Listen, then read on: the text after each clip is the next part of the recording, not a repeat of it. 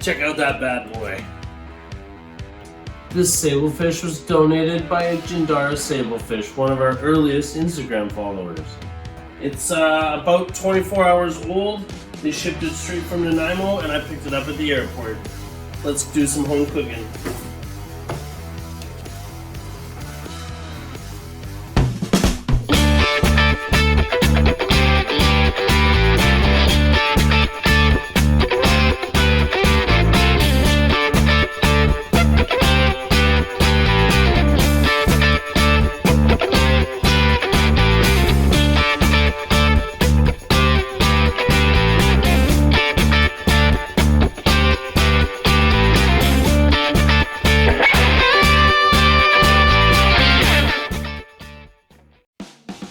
Alright, well, first thing we're going to have to do is this fish is not scaled.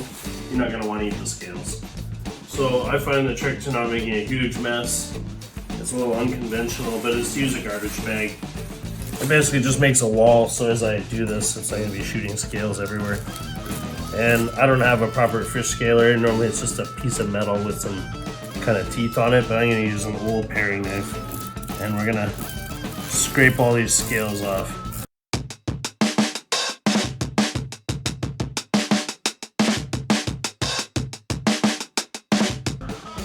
Alright, well, we've scaled the fish. It's fresh from its shave, nice and smooth. Now we're going to cut fillets. We're just going to take it off the bones. Step one, I find you hold up this little fin here, and we're going to cut a nice V. Basically right along here is the collar, and we're going to try and get as much of the meat off of there as possible. And we're going to come down right below this fin here. Boom, just like that. And then, if you can, it's kind of hard with this big knife, but you want to kind of turn your knife and run it just along the backbone there. And come all the way to there. They have a black belly because they're such a deep water fish. I guess they're known for eating a lot of luminescent creatures. And the black belly helps to insulate so that they can't be seen in the dark. We're going to turn this guy over. Same thing, we're going to come right in behind the gills here. And go all the way down. And same as last time, we get a knife in here. Turn. And then again, all the bones. You can kind of push down on your knife a little bit and just run along the spine. You can really feel it.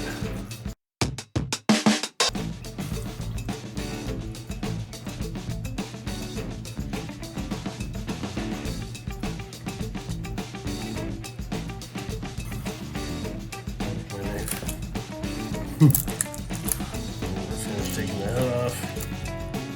So we're just gonna let that. And that still has a lot of meat. There's the fish collar.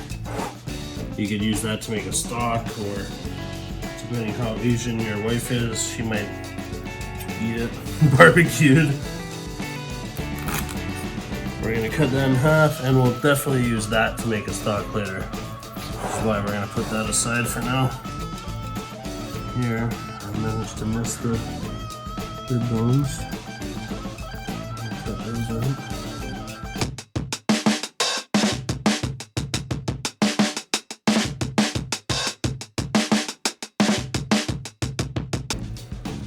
And then to remove the pin bones, we're going to cut right along here.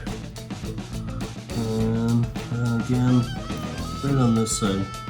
This way does waste a little bit of the fish, but I mean, you can use it to make a stock or a nice fish stock. And then you don't have to worry about bones.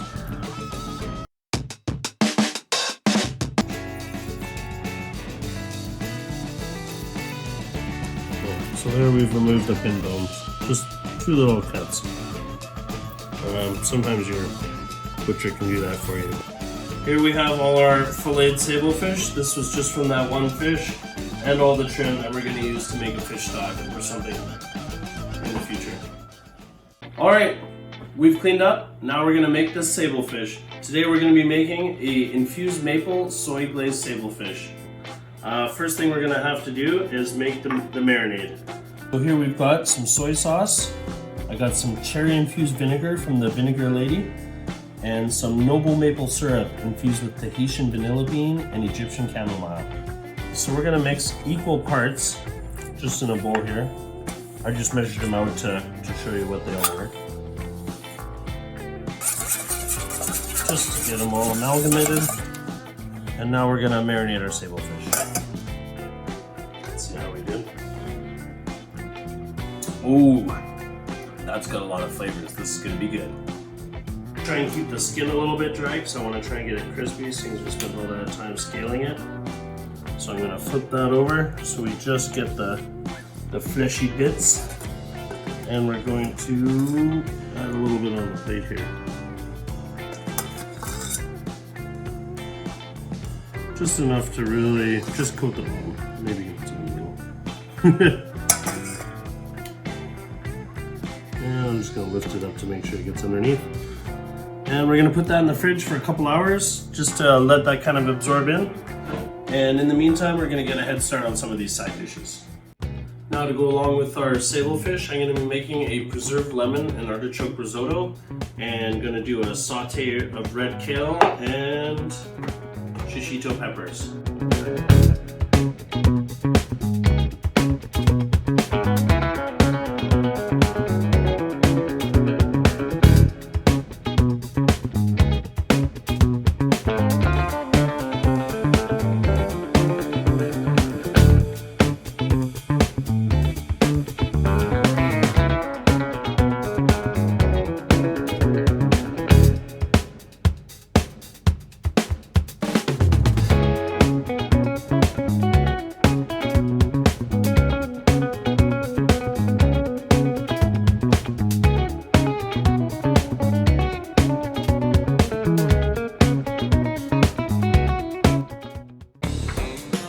Okay, this fish has been marinating in the fridge for about 2 hours. It's taken on a good amount of the marinade. In the meantime, I've got the side dishes almost ready. Let's get this fish in the oven. Just to get a little bit of a sear, I'm going to go flesh side down first.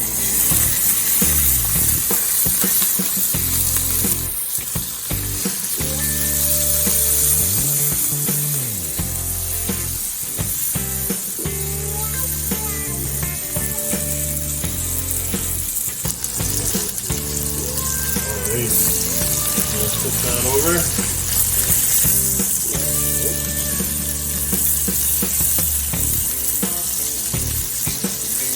And into the oven. I've had the oven preheated at 450, nice and hot. You want to cook this fast, not let it dry out. Shut that off. Into the oven. And we're about 3-4 minutes, and then we're going to check on that.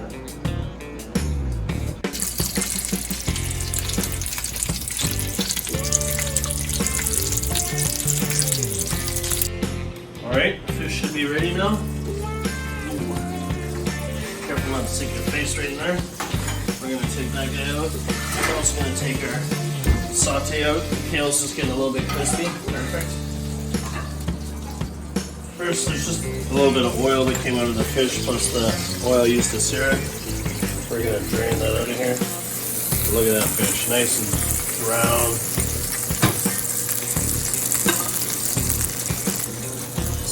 Out of here. Flip them over. Look at that nice crispy brown skin. This guy. Now we're just going to take that out for now.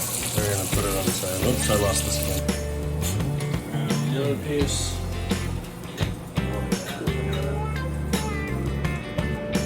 Now I'm turning up the heat on the pan a little bit.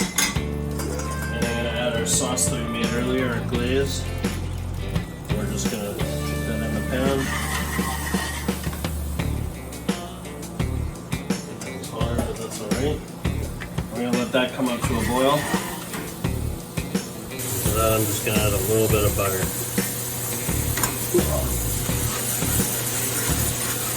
And we're going to add add the rest of the butter. You don't have to add this much, but in most kitchens they was saying more butter equals more better. Just not from a healthy standpoint.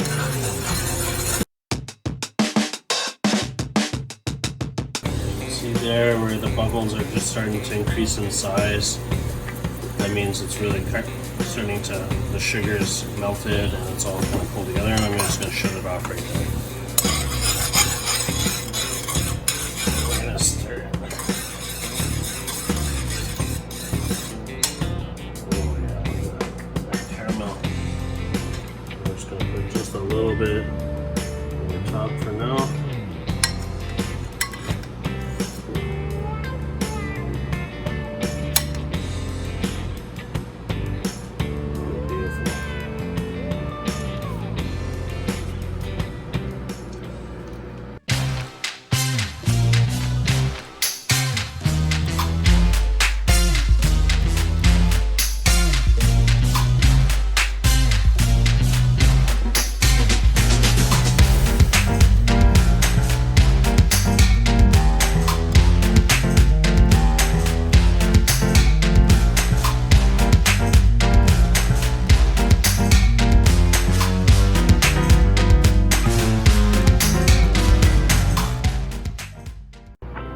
It's about time. Let's do this. Oh, look at it just flake there. That's some nice flaky fish. Let's see how it tastes. Wow. That's awesome. A little bit of crispy tail and the brown maple sugar. Oh, wow.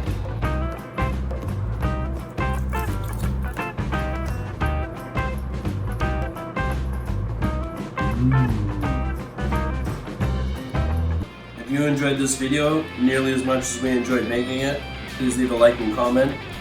And if you want to see more videos like this in the future, subscribe to our channel because we're going to be making a whole lot more like this.